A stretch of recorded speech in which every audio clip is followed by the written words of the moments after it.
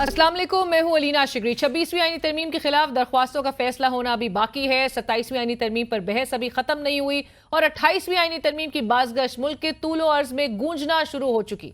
हुकूमती हलकों से 28वीं तरमीम के जो खदोखाल सामने आ रहे हैं, उनके मुताबिक इस तरमीम का focus local body system, NFC, तालीम और सेहत के शोबों पर मरकूज होगा। तरमीम में नई सूबाई इकाइयां कायम करना, वसाइल की तकसीम को यकीनी बनाना, सूबाई फाइनेंस कमीशन को आईनी तहफ़्फ़ुज़ देना और तालीम, सेहत समेत आबादी की वजारतों को वफाकी सतह पर मुंतकिल करना शामिल हो सकता है।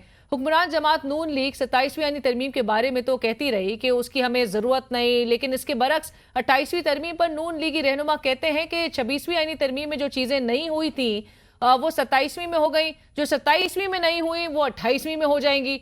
और NFC समेत नए सूबों पर बहस के लिए तैयार हैं। 28वीं तरमीम बजट से पहले अप्रैल 2026 तक पास होनी है, क्योंकि इसका बजट से ताल्लुक है। 27वीं आईनी तरमीम के खिलाफ तहरीक तहफ़्फ़ुज़ आईन पाकिस्तान के प्लेटफॉर्म से मेंबरान कौमी असम्बली, सेनेटर्स, वकला और साबिक सेनेटर मुश्ताक अहमद खान साहब ने सुप्रीम कोर्ट के बाहर एहतजाज किया। सरबराह तहरीक तहफ़्फ़ुज़ आईन पाकिस्तान महमूद खान अचकज़ई साहब का कहना है कि एक मरतबा फिर कौमी कॉन्फ्रेंस बुलाने का किया गया है। ये कौमी कॉन्फ्रेंस 27वीं आईनी तरमीम के खिलाफ होगी और इसमें जजेस समेत दानिश्वर इकट्ठे होंगे। तहरीक तहफ़्फ़ुज़ आईन पाकिस्तान ने 27वीं तरमीम के खिलाफ वकला, दानिश्वरों सब के साथ फैसला किया है कि कौमी कॉन्फ्रेंस होगी, तहरीक तहफ़्फ़ुज़ पाकिस्तान बुलाएगी, उसमें जजेस, जर्नलिस्ट, दानिश्वर लोग जमा होंगे। इसी एहतजाज में शरीक पाकिस्तान तहरीक इंसाफ के सीनियर रहनुमा और साबिक स्पीकर कौमी असम्बली असद कैसर साहब का जुमे के दिन मुल्क भर में यौम सियाह मनाने का ऐलान करते हुए कहना था कि ये मुल्क इस तरह नहीं चल सकता। अगले हफ्ते तमाम सियासी जमातों और सिविल सोसाइटी के स्टेक होल्डर्स के साथ मिलकर आइंदा का लाएमल बनाएंगे। के दिन इंशाल्लाह पूरे पाकिस्तान में यौम सियाह मनाया जाएगा और इसके अगले हफ्ते हम तमाम कौमी क़यादत को, तमाम लॉयर्स लीडर्स को, तमाम जितनी भी स्टेक होल्डर्स है, सिविल सोसाइटी है, मीडिया है, उसको बुला के एक कम्प्रिहेंसिव लायबल बनाएंगे। ये मुल्क इस तरह जुल्म से, जबर से और डंडे से नहीं चल सकता।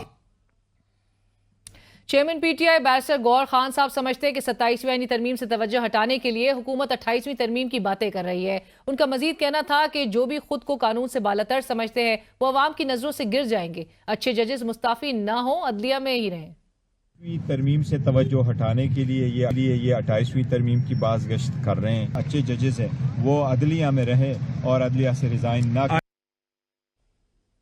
27वीं आईनी तरमीम के खिलाफ अपोजिशन की सियासी जमातों का कोई ठोस लाएअमल ताहाल नजर नहीं आ रहा। मुतादिद कन्वेंशंस, कॉन्फ्रेंसेस क्या एक बड़ी तहरीक में तब्दील हो सकेंगी, ये तो आने वाला वक्त ही बताएगा। 2007 की वकला तहरीक का वो यकसा जज्बा और यक आवाजी मौजूदा हालात में नजर नहीं आती। उस वक्त की वकला तहरीक एक डिक्टेटर के खिलाफ वाज़े मकसद लेकर चल रही थी और उनके दरमियान एक मरकजी शख्सियत साबिक chief justice of Pakistan Iftikhar Chaudhry साहब मौजूद थे। आज अगर वकला तहरीक खड़ी होती भी है तो कौन उसको लीड करेगा? क्या मुस्ताफी होने वाले जजेस तहरीक का हिस्सा होंगे? बहरहाल आज all Pakistan lawyers action committee के ज़ेर साया कन्वेंशन में इयादा किया गया कि इख्तियारात की तकसीम, अदलिया की आज़ादी, कानून की हुक्मरानी और सिविल बालादस्ती आईनी ढांचे के वो बुनियादी सतून है जो नाकाबिल तरमीम है। All Pakistan lawyers action committee 26वीं और 27वीं आईनी तरामीम को यकसर मुस्तरद करते हुए इसे आईनी निज़ाम की मुनज़्ज़म तबाही करार देती है। पाकिस्तान में सुप्रीम कोर्ट की मौजूदगी में किसी फेडरल कॉन्स्टिट्यूशनल कोर्ट की ना ज़रूरत है और ना कोई आईनी गुंजाइश। सुप्रीम कोर्ट ही पाकिस्तान की वाहिद और असल वफाकी आईनी अदालत है। मुल्क भर के वकला से मुतालबा है कि इस गैर आईनी अदालत का मुकम्मल बॉयकॉट करें और किसी सूरत इसके सामने पेश ना हो। तमाम बार एसोसिएशन से अपील है कि बरोज़ जुमेरात जनरल हाउस का इजलास मुनक्किद करें और पुरअमन एहतजाजी रैलियां निकालें। तमाम बार एसोसिएशन और बार काउंसिल्स की मुंतखब क़यादत के साथ राब्ता और ताउन किया जाएगा ताकि लाहौर, कराची, पेशावर, कोयटा, सक्कर और इस्लामाबाद समेत शहरों में कन्वेंशंस का आगाज किया जा सके, जिनका मकसद 1973 के आइन को 26वीं और 27वीं आईनी तरमीम से पाक करवा कर उसकी असल शक्ल में बहाल करवाना हो। दूसरी जानिब पाकिस्तान तहरीक इंसाफ की मुश्किलात में इजाफा होते चले जा रहा है। पाकिस्तान तहरीक इंसाफ ने सुन्नी इत्तेहाद काउंसिल के सरबराह जनाब साहिबजादा हामिद रजा साहब की जेल में तिब्बी सहूलियात की अदम फरहमी, गैर इंसानी सलूक पर तशवीश का इजहार करते हुए फौरी इलाज और वकला और अहल खाना तक का जो बिला रुकावट रसाई है और अपीलों की फौरी समाअत का मुतालबा किया है।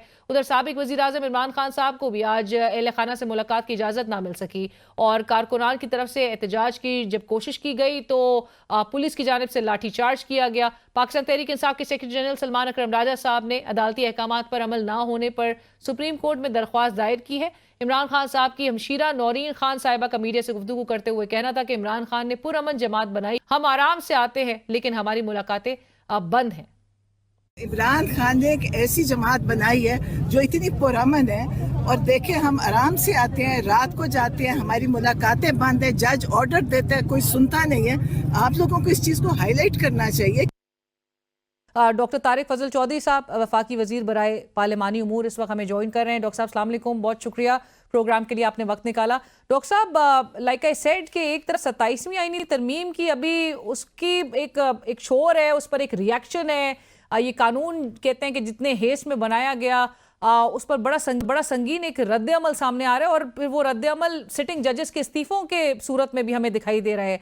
दूसरी तरफ state minister on law and justice barrister Aqeel Malik साहब हमें बता रहे हैं कि 28वीं तरमीम के हवाले से भी डिस्कशन शुरू हो चुकी हैं और ये बजट से पहले ही होनी है, ये बात तय है। आप इसे कंफर्म करेंगे? बिस्मिल्लाहिर्रहमानिर्रहीम, बहुत शुक्रिया आपका, आपने प्रोग्राम में मुझे लिया। देखिए, दो बातें वाज़ेह होनी चाहिए। पहले 28वीं तरमीम की बात कर लेते हैं। वो ये हैं कि जो नुकात 27वीं तरमीम में लाए जा रहे थे वो सारे मीडिया को पता है, पूरी कौम को पता है। कुछ ऐसे नुकात हैं जो 27वीं तरमीम में पास नहीं हो सके और उसकी वजह ये थी कि हमारे जो इत्तेहादी जमातें हैं उन्हें उनके ऊपर कुछ रिजर्वेशंस थी और उन्हें मजीद क्लैरिटी मांगी और वक्त मांगा, जिसमें NFC था, जिसमें हमारे एजुकेशन और करिकुलम के मसाइल थे, जिसमें पॉपुलेशन के इश्यूज थे, तो एक दो और भी चीज़ें थी। ये सारी वो बातें हैं कि जो इत्तेहादी जमातों ने वक्त मांगा था। अब इसके ऊपर डेलिब्रेशंस होंगी। अगर इत्तफाक राय तय पा गया, खास तौर पे पाकिस्तान पीपल्स पार्टी और MQM, क्योंकि MQM जो है वो बल्दियाती इदारों के हवाले से एक कॉन्स्टिट्यूशनल प्रोटेक्शन चाहती है कि उन इदारों को दिया जाए और फाइनेंशियल ऑटोनॉमी दी जाए। तो ये अगर तय पा गया तो उसके बाद 28वीं तरमीम लाई जा सकती है, लेकिन अभी उसका कोई वक्त या टाइम मुकर्रर नहीं है कि इस वक्त लाई जाएगी। और सारे नहीं, लेकिन स्टेट मिनिस्टर कह रहे हैं डिस्कशंस हो रही हैं इस पे, बजट से पहले होगा। नहीं, डिस्कशंस तो मतलब 27वीं तरमीम से पहले की हो रही है ना, बाद में तो अब शुरू नहीं हुई, पहले की हो रही है और इस पे सियासी जमातों ने वक्त मांगा था। मैं अर्ज कर रहा हूँ जी कि अगर इस पे कंसेंसस बिल्ड हो गया तो फिर ये जल्दी हो सकती है, कंसेंसस बिल्ड ना हो सका फिर इसमें ताखीर हो सकती है। लेकिन ये इसे डॉक्टर साहब इसे समझा जाए कि ये एक 27वीं तरमीम का एक अनफिनिश एजेंडा होगा। मेरा ख्याल है ये आपने ज्यादा अच्छे और मौजूद लफ्ज इस्तेमाल किए हैं। तो यानी जो चीजें रह गई आपने कंफर्म कर दी और इत्तेहादी भी अब इस बात पे अलाइंड है। बट ये जरूर डॉक्टर साहब बताइएगा, क्योंकि जो इस वक्त एक मुल्क में एक कोहराम मच चुका है, आज भी जैसे मैंने हवाला दिया, फेडरल कॉन्स्टिट्यूशनल कोड बना दिया, बहुत कॉम्प्लिकेशंस ऑफ फर्दर क्रिएट हो रही हैं, सिटिंग जजेस रिजाइन कर रहे हैं, सिस्टम को इंडोर्समेंट के मुतरादिफ समझा जा रहा है कि जो अगर जजेस इस रजीम का जो है वो हिस्सा रहेंगे। नौबत क्यों आ रही है? और हमें बार बार बताया जा रहा है और आप तो मेरे प्रोग्राम से बरमला ये बात कहते आए थे कि 27वीं आईनी तरमीम भी कोई नहीं आ रही है, अब 28वीं तरमीम की भी अगर बात हो रही है तो अवाम को क्या मिल रहा है डॉक्टर साहब इससे? देखिए, बात यह है कि तरमीम कोई ऐसा तो नहीं है कि कुछ साल पहले उसका नोटिस निकल आता है। जाहिर है आज से अगर 6 महीने पहले आपने पूछा मुझसे तो मैंने हर जगह यही कहा कि फिलहाल 27वीं तरमीम के हवाले से कोई ऐसी डिस्कशन नहीं है। जब चीजें फाइनल हुई और जब ये सारी लेजिस्लेशन जो हुई है, जब इसके ऊपर बातचीत शुरू हुई और ये फाइनल शक्ल में आई तो 27वीं तरमीम पेश कर दी गई और वो पास हो गई। इसी तरह 28वीं तरमीम के बारे में मैं आपको तफसील बता चुका हूँ, दोहराने की जरूरत नहीं है। आइन को मुसलसल तब्दीली की जरूरत है। बाकी जो आपने बात की ना, जजेस इस्तीफा दे रहे हैं, उनके इस्तीफे की कुछ वजूहात हैं और वो सारी कौम को पता है, क्योंकि वो उम्मीदवार थे ऑनरेबल जज साहब जो है चीफ जस्टिस बनने के, जो वो अनफॉर्चुनेटली नहीं बन सके या फॉर्चुनेटली नहीं बन सके, खुदा बेहतर जानता है। लेकिन उस वजह से उन्होंने एक रिजेंटमेंट शो की और उन्होंने रिजाइन दिया। बाकी दोनों ऑनरेबल जज साहिबान जो साबिक जज साहिबान हैं,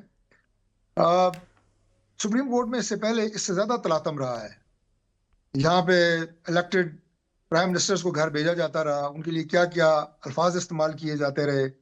जो चीफ जस्टिस ऑफ पाकिस्तान रहे हैं साकिब निसार साहब के दौर में, वहां पे सिवाय फैसला करने के और इंसाफ करने के सुप्रीम कोर्ट पाकिस्तान का हर काम करती रही है। कभी आपने एक लफ्ज भी सुना है जो हमारे ऑनरेबल जज साहिबान ने इस्तीफे दिए हैं कि ये गलत हो रहा है, या कोई लेटर लिखा गया हो? अब तो लेटर पे लेटर आते हैं ना, अब तो मतलब तू तो क्या कहना चाहिए, उसका एक सिलसिला जारी है। हर बात के ऊपर एक खत लिखा जाता है, हर बात के ऊपर एक खत लिखा जाता है, और खत मुतलका फोरम पहुंचने से पहले मीडिया पे होता है। तो ये सारी बातें भी तो कौम देख रही है ना। और तीसरी बात ये है कि वकला की आपने बात की, जब 26वीं तरमीम आ रही थी उस वक्त भी ये कहा जा रहा था जनाब कि बहुत बड़ी जनाब एक मूवमेंट शुरू हो रही है, वकला ने उसे अप्रिशिएट किया था। और इस वक्त सुप्रीम कोर्ट बार के जो सदर बने हारून रशीद साहब, उनका ताल्लुक भी हमारे ग्रुप से है। उनका ताल्लुक जो है वो हामिद खान ग्रुप से नहीं है, ये सबको पता है। बाकी यहाँ पे दीगर भी जो इस वक्त इलेक्शन हुए हैं पाकिस्तान भर में बाहर्स के, उसमें जो मैं गवर्नमेंट की बात नहीं कर रहा, मैं अपने वकला के उस धड़े की बात कर रहा हूँ जो हमारे नजरियाती तौर पे हमारे साथ है।